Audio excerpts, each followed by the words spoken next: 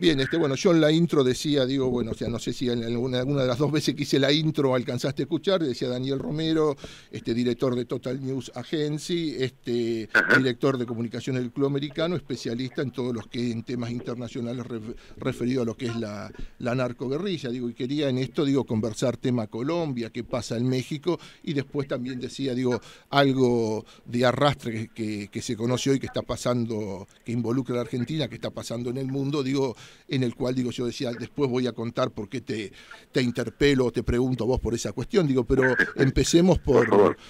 por Colombia, digo, bueno, que cuando parecía que las FARC estaban más o menos calma, ayer aparece este atentado que tampoco se sabe si son las FARC o no, digo, qué información, qué opinión tenés vos. Sí, es dudosa la información al respecto. No se sabe si fue directamente un ataque al exministro Londoño o tiene alguna otra intencionalidad al margen de asesinar y hacer daño. No nos olvidemos que además de la FARC, en Colombia vive un estadio de guerra permanente también con el narcotráfico. En este caso asociado al terrorismo, ¿no es cierto?, al terrorismo de la FARC, que son alimentadas económicamente con dinero del narcotráfico. Entonces, acá puede haber un intereses dobles, y puede haber sido ejecutado por la FARC, que es bastante difícil, pero obviamente no se puede descartar, porque Colombia ha hecho un trabajo muy fuerte sobre este grupo guerrillero que lleva 45 años, 46 años asolando la región, y quedó bastante desarticulado. Ahora, el narcotráfico también está siendo golpeado muy fuertemente y puede haber ahí, sí, una reacción más organizada, sobre todo por los niveles de inversión que hacen falta, y el manejo urbano, es decir, estar en el territorio urbano. Una cosa es el combate a las FARC o de las FARC con las Fuerzas Armadas colombianas, y otra cosa es el combate en el terreno, en las ciudades, ¿no es cierto? En este caso, este tipo de atentados. Bien, y lo otro preocupante es México, digo, a ver, estos 49 últimos cadáveres ahí, encima así, digo, o sea, pedazos de cadáveres, o sea, que han este hecho criminal, asesino del grupo de los Z, digo, es uno más y van N cantidad de asesinatos que ya son por miles. Estados Unidos prácticamente, digo, tiene hasta una, digo, a ver, esto corroborámelo vos, hasta una hipótesis de conflicto muy fuerte de México y en algunos análisis internacionales a México lo tienen como un territorio, como un país, digo, o sea, país que ya, digamos, entra dentro de los países, digo, Inviable. Sí, inviable, sí, sí, sí. exactamente esa es la palabra. Es un país inviable. Efectivamente, yo creo que para Estados Unidos es uno de los grandes peligros, máxime que estos grupos terroristas, narcotraficantes, suelen asociarse a terroristas, como comentábamos recién en el caso de Colombia. En este caso, la cercanía, una frontera tan extensa con los Estados Unidos, hace y deja en un estado de vulnerabilidad que una asociación de terroristas islámicos o de origen fundamentalista pueda ir ingresando a los Estados Unidos de la mano de estos criminales. Los Zetas, efectivamente, es uno de los cárteles más violentos. Recordémosle a los oyentes que los Zetas son una extinción del cartel del Golfo, el cartel de Sinaloa, donde comenzaron, son exmilitares mexicanos, entrenados, tropas de élite mexicanas, que comenzaron cuando se van del ejército, algunos son desertores del ejército mexicano, comienzan siendo guardia de corps de los capos de la droga. Rápidamente van tomando posiciones y van quedándose con parte del negocio de la droga, y se extienden y se transforman en un cartel por sí mismo. Entonces, Ahí comienza una guerra muy dura. Vos hablás de 49 muertos esta semana, pero hay 6, 8 la semana anterior, 19 la anterior, es decir, permanentemente aparecen trozos de cuerpos. Sí, cadáveres destrozados, mutilados, un verdadero... Cadáveres destrozados, colgados, cortados con motosierras, colgados de los puentes. Es la forma brutal que tienen los Zetas. Esto no quiere decir que sean los Zetas, porque prácticamente todos utilizan las mismas metodologías. Nosotros tenemos, han trabajado aquí vinculados a la efedrina, los narcotraficantes, de a poco se están asentando en distintos barrios.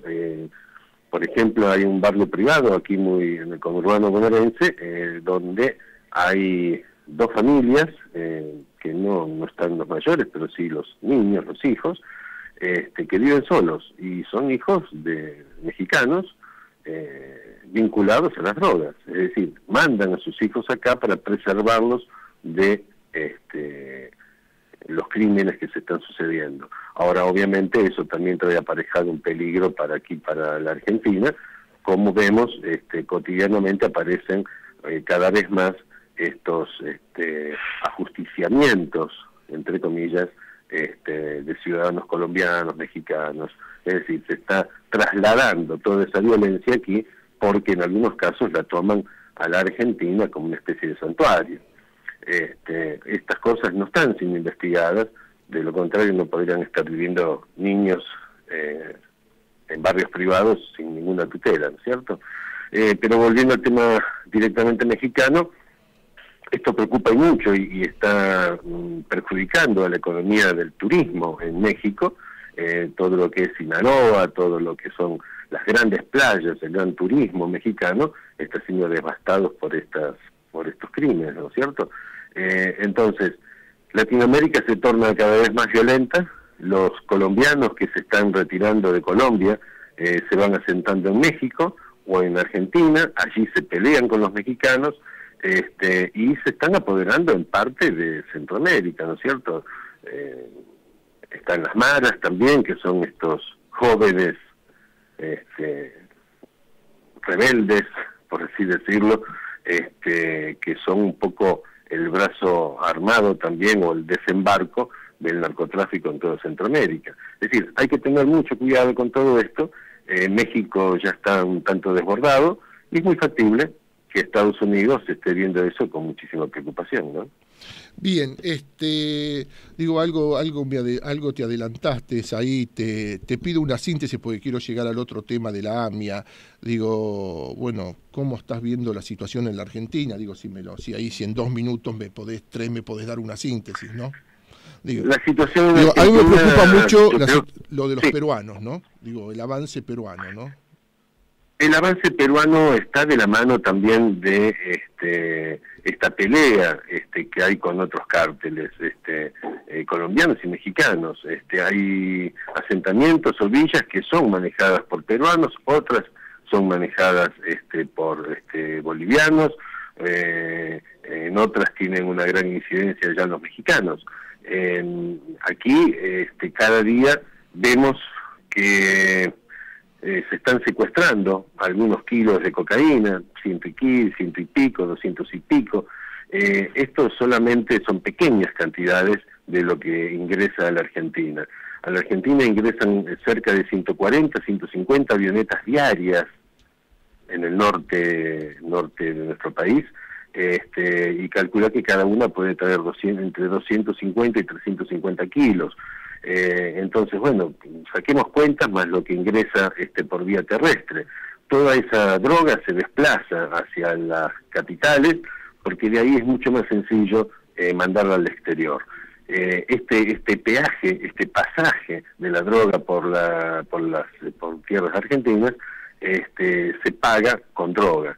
Antes se hacía con dinero en efectivo, pero hoy se paga con droga, a condición de que esa droga se venda en la Argentina y no se exporte. Ya sabemos que en ese caso son muy obedientes, porque de lo contrario amanecerían colgados de un puente. Entonces, por ese motivo, cada vez hay más drogas en la calle, cada vez está más barata. ¿Por qué? Porque cada vez pasa más droga por la Argentina rumbo a Europa o rumbo a Estados Unidos.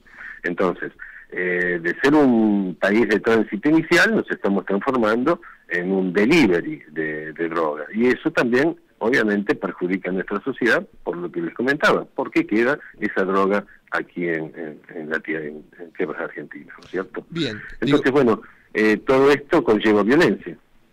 Bien, Daniel, para otra oportunidad queda conversar, bueno, la actuación de las distintas fuerzas de seguridad y policiales en todo en la lucha contra el narcotráfico, pero quiero llegar al otro tema y ahora sí, le cuento a la audiencia, una cuestión, Daniel Romero fue uno de los primeros en investigar y en decir que aquel atentado a la AMIA, había una pista iraní, en señalar la pista iraní, eso le costó persecuciones, presiones, alguna vez que tuve la oportunidad de hablar con él, era muy terrible hacerlo porque adelante tenía, era así, era un señor mayor morocho, en realidad ese señor mayor morocho era un policía de la Federal que, bueno, era el que lo estaba custodiando en ese momento con custodia permanente las 24 horas, pero, ¿qué sentiste con esto que de ser verdad es terrible?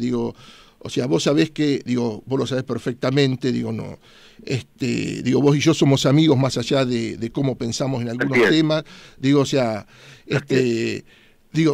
sabés que yo soy de los que a periodistas como fundamentalmente Daniel Santoro, a Guillermo Lobo, era un periodista específico de ciencia y técnica, son esos que se presentan como periodistas profesionales y después, bueno, hacen lo que hacen. ¿Cómo te cayó estos dos, que Santoro y Lobo estén investigados por el FBI y la Embajada de los Estados Unidos le esté sacando nada más y nada menos que el pasaporte que los dos se niegan a entregar para no quedar escrachados con el sello que se lo sacan, bueno, por estar bajo investigación del gobierno norteamericano, ¿no?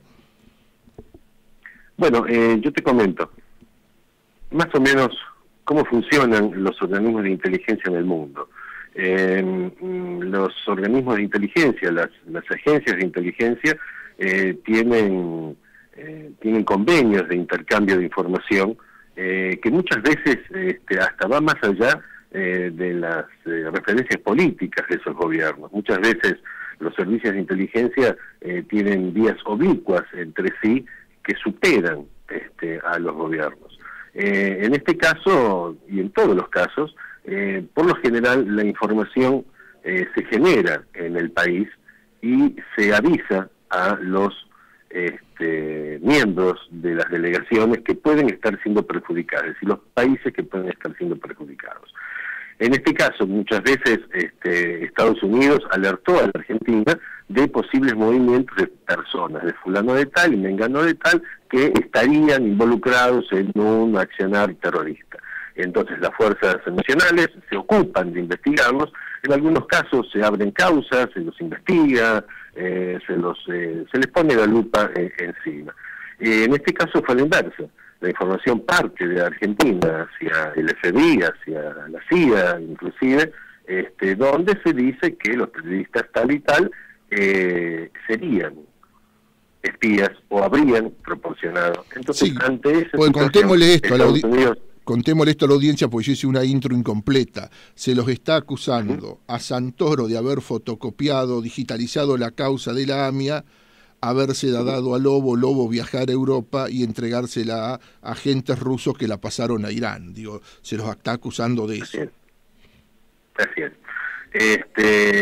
A mí, honestamente, me resulta extraño que dos periodistas hagan esa tarea, puesto que tener la copia de la causa AMIA no es muy difícil. Es decir, yo he tenido copia de la causa AMIA. Muchos periodistas de Página 12 han tenido copia de la causa AMIA. Es más, lo han contado ellos mismos, porque, bueno, nos tratamos de tener información. Entonces, yo lo que noto es que esa información salió publicada en Informe Reservado. Informe Reservado es un portal digital que pertenece a la CIDE. Luego de ahí fue levantado por otros medios y, bueno, propagado por otros lados, avanzó. Y como te decía, esa información llega a las agencias americanas, entonces las agencias americanas con la ley patriota no tienen otra posibilidad que investigar a full, y una de esas es también preservar el no ingreso de ciudadanos sospechados. En este caso están sospechados por información que parte de la Argentina hacia Estados Unidos. Entonces, bueno, yo creo que hay que contemplar un poco todo eso y poder analizarlo dentro del contexto, ¿no? Y dentro de todo lo que se está viviendo.